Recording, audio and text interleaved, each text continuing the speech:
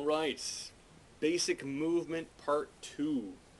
There was, I mean, people do watch these videos and I appreciate that. They hardly ever comment on them or make little, mark them as favorites.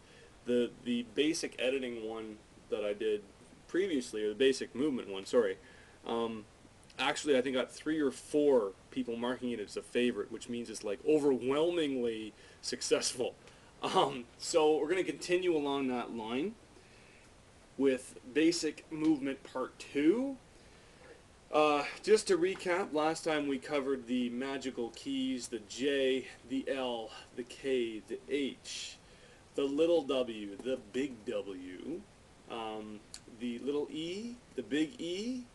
We covered the little b and the big B. We covered the GE and the G big E. We covered the absolutely fantastic F and the repeat that lets you jump to the next ones. We covered the T, although I didn't show you something which I need to show you now. T goes, you know, it just stops at the letter before the thing you're searching for. But this doesn't work. The reason is you need to, you're already where you want to be, right? So you need to then do something like this to jump to the next one. We covered the corollaries of these, which is the F, the big F, which will go backwards, and you can repeat that as well. And of course, let's move it here, and the big T, like so, and of course you would then do like so to move back there. We covered the 0, we covered the $sign, and I think that was it. Now let's jump ahead into some different kinds of moving around with the control F, which is forward, a full and complete page. The B, which is back, a full and complete page. I never use those because my brain does not work that way. My brain needs to see some context. So I use U and I use D in order to go up half pages and down half pages, because some of the context is maintained for me when I do that. Now I'm going to jump to some of the, well, there's 3 ones here that I really like. This is the head, the middle, and the last. We're doing this on the screen, so we go to the head of the screen, the middle of the screen, the last of the screen, the last line of the screen. It may not seem obvious what these are good for, but you'll find yourself a lot of the time thinking, man, you know, I've got to get up to the top of the screen here, but I don't want to move the screen around. I don't want to move the text because what I can see is right there. I don't want to have that visual pain, that visual sort of dissonance that happens when I move everything and sort of I have to reorient myself. So I just toss to the top, I toss to the bottom. Man, I'd really like to get to that struct point info there. Well, that's probably the quickest way to get there without having to think too hard. Now, you have to sort of get used to this stuff, which brings me to a point. I'm going to segue just for a second here. What I'm talking about with this is essentially drinking the Kool-Aid, right? You're saying, I refuse to continue to use Vim as I would use Notepad or use anything else that is Notepad-like or like Pico or something like this.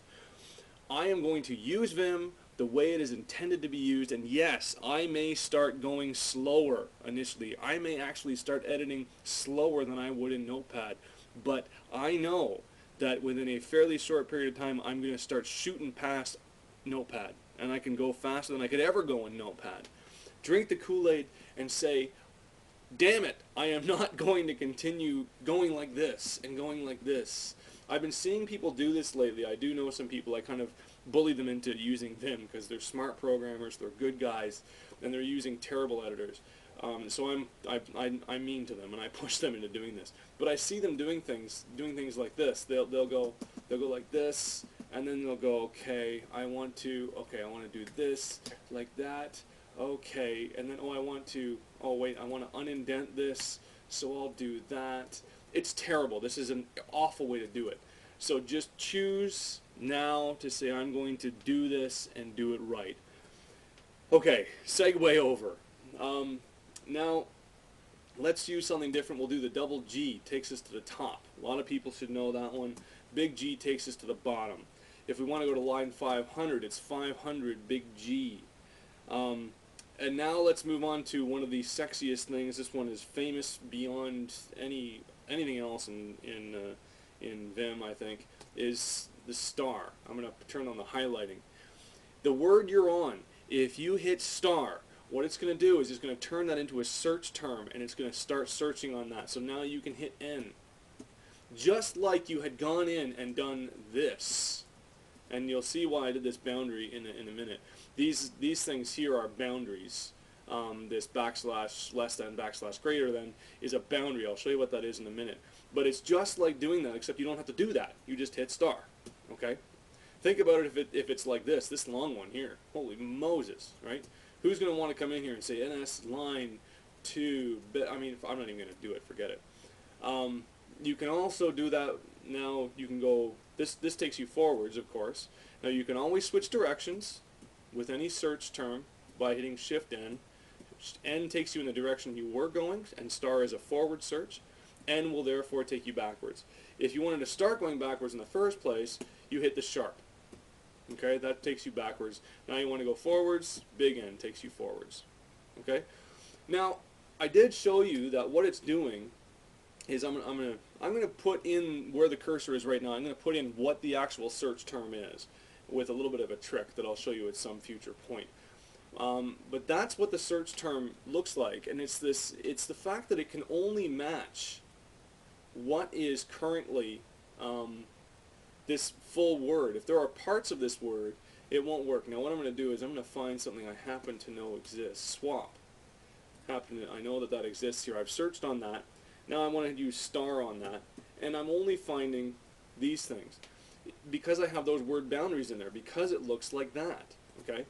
If I want to just search for it like this, then that's a G star. Okay, I'm turning the highlighting off for a second. I'm going to do a G star. Okay? I'm searching the same thing, but notice here, I'm going to put in the search term. There's no word boundary on there. No boundaries. Okay? So now, if I put in something like swap this, it matches it. Okay? Let's continue looking around. See if there's, there you go. I'm on case and sensitivity here, and I've matched the word swapped. Okay? So that's the G in front of it. So G star and G sharp will do that. I happen to be on swapped, but you get the idea. Okay? Two last ones follow from this. Like I said, you could do this manually. I could do swapped and do like that. Okay? I could do pdet, right?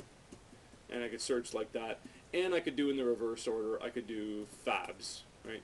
And that takes me in the backwards direction because I started with the question mark instead of the slash. The forward slash means start the search term and take me forwards.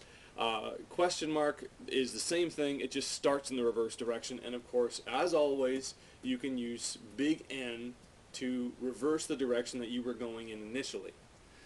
Obviously, you can do a heck of a lot more with search, the slash and the question mark, with regular expressions and all this other stuff, but we are not there yet. So let's take we'll take a breather on that, and we'll deal with that in a later screencast.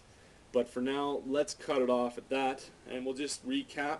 We did forward page with Control F, back page with Control B, up half page with Control U, down half page with Control D. We go to the middle line with M, head with H, last line with L, GG to the top of the file, big G to the bottom, a particular line number with number, Shift G, the magical search forward with star, the magical search backward with sharp.